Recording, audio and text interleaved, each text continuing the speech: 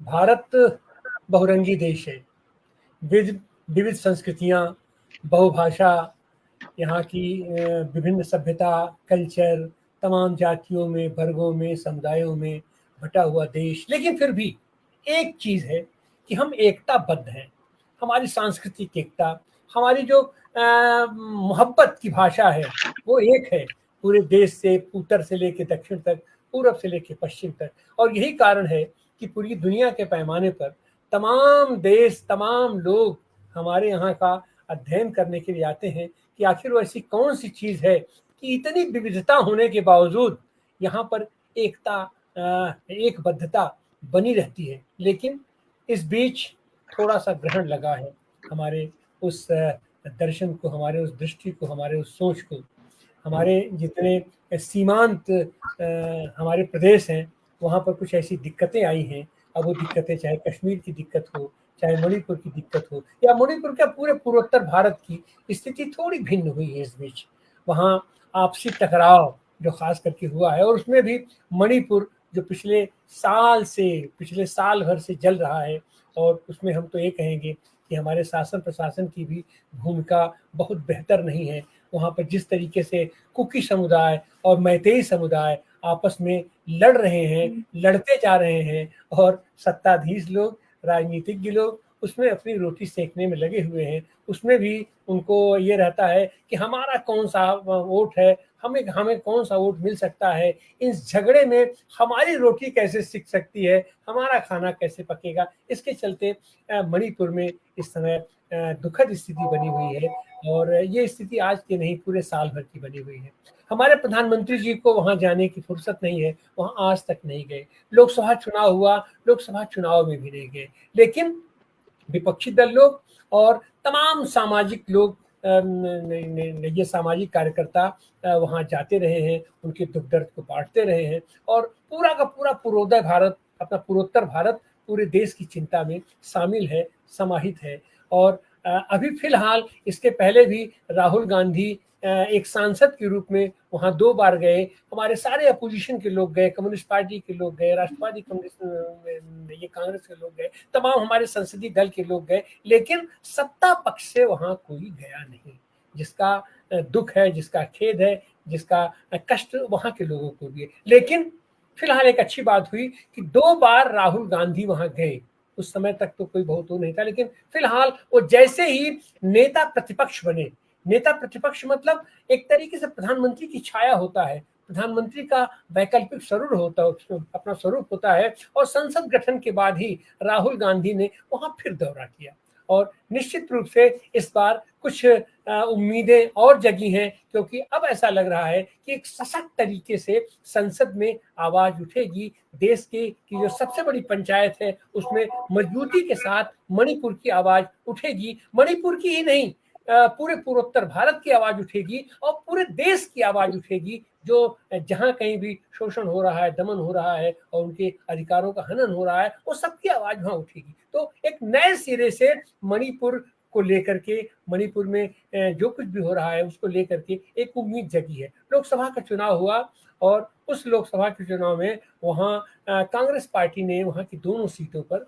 विजय हासिल की। हालांकि विधानसभा चुनाव तो वहाँ अभी दूर है, और वहाँ पर भारतीय जनता पार्टी की ही सरकार है। वहाँ का मुख्यमंत्री इस्तीफा दे रहा था नैतिक रूप से, लेकिन उससे इस्तीफा लिया नहीं गया। तो अब वो क्या है, कैसे है, उन सारी चीजों के ऊपर, और अभी फिलहाल जो संभावना, एक उम्मीद जगी है फिर नए सिरे से कि नहीं, हमारे पूरे देश में अमन चैन का माहौल बनेगा, और उसमें हमारा मणिपुर भी शामिल हो पाएगा, उसमें हमारा कश्मीर भी शामिल होगा, और हमारे देश का हर नागरिक हर्षोल्लास के साथ देश के विकास में आगे बढ़ेगा, और जो अवसादग्रस्तता आई है उससे हम निजात पा पाएंगे। उसी पर आज चर्चा करने के लिए हम लोग आपके सामने उपस्थित हैं। आइए हम अपने ये प्रबुद्ध पैनल से आपका परिचय कराते हैं। हमारे साथ हैं पंजाब विश्वविद्यालय में राजनीति विज्ञान के प्रोफेसर मोहम्मद खालिद साहब। आपका खालिद साहब स्वागत है, अभिनंदन है। और हमारे साथ पूर्वोत्तर भारत का जो प्रमुख समाचार पत्र है, दैनिक पूर्वोत्तर भारत, उसके संपादक ये रविशंकर जी हैं। आपका भी स्वागत, अभिनंदन है। वैसे तो रविशंकर जी ये मुख्यतः असम को बेस करते हैं, लेकिन पूरे पूर्वोत्तर भारत की आवाज इनकी अखबार है और अपने रविशंकर जी हैं। आपका भी स्वागत अभिनंदन है। और हमारे साथ मौसम विज्ञान पर खास करके काम करने वाली टिपो निया जी, ये टापो निया जी हैं। आप आती तो हैं अरुणाचल प्रदेश से, लेकिन आपकी संवेदना, आपकी दृष्टि, आपका दर्द आपका जुड़ा हुआ है ये मणिपुर से भी क्या पूरे पूर्वोत्तर भारत से और पूरे देश के पैमाने पर जिस तरीके से मौसम परिवर्तन हो रहा है, जलवायु परिवर्तन हो रहा है, प्रकृति का दोहन हो रहा है और उससे जो दर्द उभर करके आ रहा है पूरे देश के पैमाने पर और पूरी दुनिया की आंखें टिकी हुई हैं हमारे उस पर। नहीं ये अध्येता है नहीं जी टापो निया जी, आपका भी स्वागत अभिनंदन है। और हमारे साथ महाराष्ट्र से जुड़े हैं, आर्थिक नगरी बंबई से जुड़े हैं डॉक्टर सलीम खान साहब, आपका भी स्वागत अभिनंदन है। और मणिपुर में जैसा पूर्वोत्तर भारत में आज भी एक जमाना तो था कि वहां से नेट वगैरह सारे कनेक्शन कट गए थे, पूरा पूर्वोत्तर भारत लगभग अलग थलग हो गया था और आज की तारीख में भी नेट की स्थिति वहाँ कोई बहुत अच्छी नहीं है। और अभी तो हमारे यहाँ पूरे देश के पैमाने पर और खासकर पूरे उत्तर भारत में ये बरसात हो रही है, लेकिन अरुणाचल प्रदेश और पूर्वोत्तर भारत में कुछ ज़्यादा ही इसका असर है। तो ये नेट की प्रॉब्लम इनके ऊपर सवार हो जाए उसके पहले हम चाहेंगे कि टोपोनिया जी आप अपनी बात रखिए। टोपोनिया जी। तो नमस्ते आप सभी को। तो फिलहाल जैसे कि मैं अरुणाचल प्रदेश से हूँ, पर मुझे ऐसा लगता है कि हम इस समय हम इस स्थिति पे आ गए हैं कि हम सब नॉर्थ ईस्ट वाले को एक साथ काम करना पड़ेगा। हम ये नहीं सोच सकते कि हम अरुणाचल से है, हम मणिपुर से है। फिलहाल जो मणिपुर का इश्यू है वो बहुत ज्यादा सेंसिटिव है।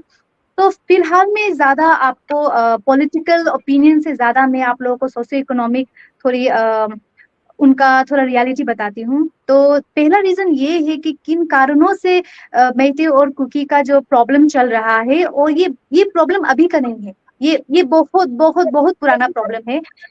ये प्रॉब्लम शुरू हुआ उस समय से जब आप बहुत सारे लोगों को पता नहीं होगा कि नागा और कुकी के बीच भी ये कॉन्फ्लिक्ट हुआ था 1990s में। बहुत सारे हमारे मेन स्ट्रीम मीडिया कभी इसे दिखाते नहीं है। तो फिलहाल ऐसी बहुत सारी सिचुएशन होती है हमारे नॉर्थ ईस्ट में जो हमेशा नेग्लेक्ट हो जाते हैं, जो डिस्कशन नहीं करते।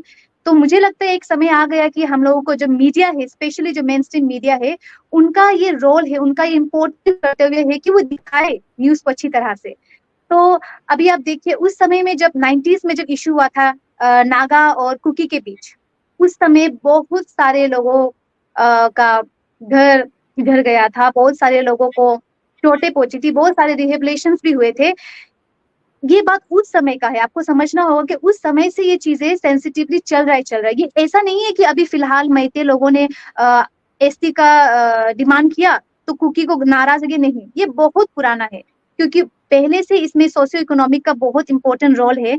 तो अगर हमें लगता है कि हमें इसको सॉल्व करना है तो सबसे पहले हमें कुकी और मेइते के लोगों को जोड़ना होगा। ये बहुत ज्यादा जरूरी है, क्योंकि हमें समझना पड़ेगा कि जब आप कुछ सोल्यूशन लाने की कोशिश करते हैं तो आपको प्रॉब्लम को समझना पड़ेगा, आपको जड़ से उस चीजों को समझना पड़ेगा कि प्रॉब्लम क्या है।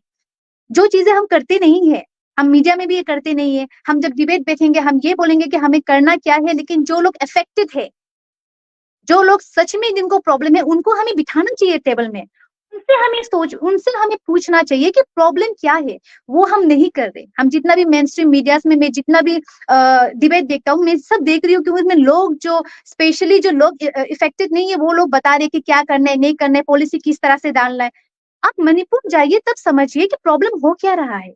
आइए मणिपुर, अब जब मणिपुर आएंगे तो आप समझ पाएंगे कि समस्या क्या है, ये हेट्रेड कैसे आया। तो ये हेट्रेड ऐसा नहीं है कि ये हेट्रेड गवर्नमेंट ने लाया, टू बी वेरी ऑनेस्ट, ये हेट्रेड सदियों से है, समय से है। लेकिन इसमें सबसे एसेंशियल और नेग्लिजेंस तो हमारे प्रेजेंट गवर्नमेंट ने किया है, वो ये है कि इन्होंने डायरेक्टली नेग्लेक्ट किया है। आप सभी को पता होगा कि Manipur one of the most militarized state है। आप लोगों ने सुना होगा आफ्स्पा के बारे में कि वहाँ कितने सारे मिलिट्री है। तो जब ये प्रॉब्लम जब शुरुआत हुआ था लास्ट 2023 मई के समय में, ये आराम से सॉल्व हो जाता, आराम से सॉल्व हो जाता, क्योंकि वहाँ मिलिट्री रहता है और वहाँ मिलिट्री का जो डर है ना आसपास का, अगर आप हिस्ट्री पढ़ोगे ना तो आपको पता चलेगा कि कितने लोग परेशान हो चुके हैं आसपास से। लेकिन पॉलिटिकल ही एक रीजन था जिन कारणों से एक्शन नहीं लिया गया। उस समय आराम से ये प्रॉब्लम सॉल्व हो जाता। अभी हम यहाँ बैठते नहीं और अभी भी हम पॉलिटिकली ये बात को नेग्लेक्ट कर रहे हैं। अभी भी हमें ये बातें बोलने में मजबूर हो रहे हैं कि प्लीज मणिपुर आइए, चीजों को समझिए।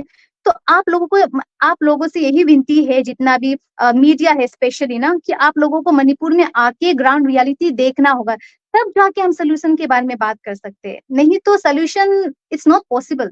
हम 4-5 लोग बैठ के सोल्यूशन नहीं दे सकते जो वहाँ सोशियो इकोनॉमिक कंडीशंस हो रहे हैं। तो ये मेरा मानना है।